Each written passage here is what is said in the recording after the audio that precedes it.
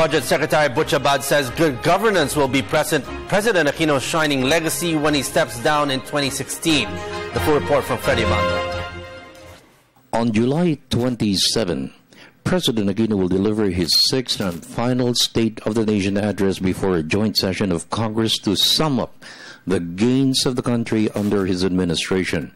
As promised when he was elected in 2010, President Aquino's commitment to change the best of times for the Philippines. He restored the people's confidence in government and the respect of the community of nations. In a short period of 6 years, we have achieved unprecedented investments and gains in practically every area of social and economic concern. Whether you mention social protection, basic education, technical education, public health, infrastructure development, rural electrification, PPP, foreign direct investments, tourism visits and receipts. Budget Secretary Florencio Butch Abad said President Aquino will record the highest approval and trust ratings for any president elected to office since 1986. Secretary Abad is one of the closest advisors of the president since day one of his term. I have only two objective gauges for that.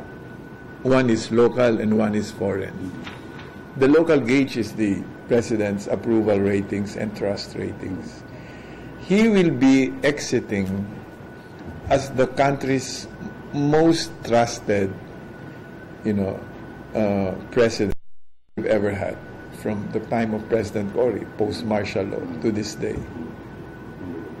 And the international investing public, the international community also thinks the same way.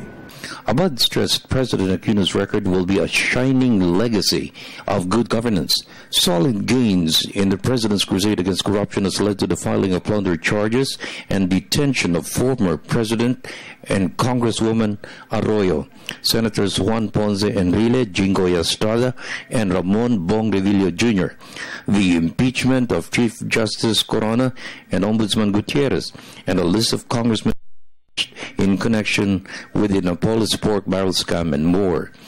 With an average GDP growth of 6.3% for 5 years, the Philippines has emerged as one of the best performing economies in Asia.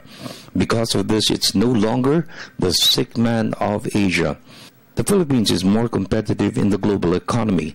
Investment grade ratings has led to the entry of more foreign direct investments, with government spending more resources for social protection. It has slowly and surely reduced poverty incidence in the country. For the first time in the history of this country, we have received an investment grade rating. Investment grade rating is finance and economics. It's also about social stability. It's also about political stability. It's also about the macroeconomic condition of the country. So it's a good index, and again, that's indicated by the flow of FDIs, the flow of investments in this country. So both, our people and observers from other countries. Just today, the president said, Gallup did a survey on which countries feel that if they look for employment, they feel optimistic that they can get an employment. In the Philippines, which is top in that survey, 66% of our people feel that if they want a job, they can get a job. To sustain economic expansion, the budget for infrastructure development has been raised to 5% of GDP. The solid partnership of government and the business sector has generated jobs all over the country.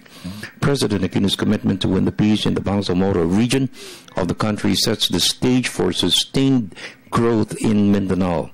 There's more to what President Aquino will pass on for the next president to continue.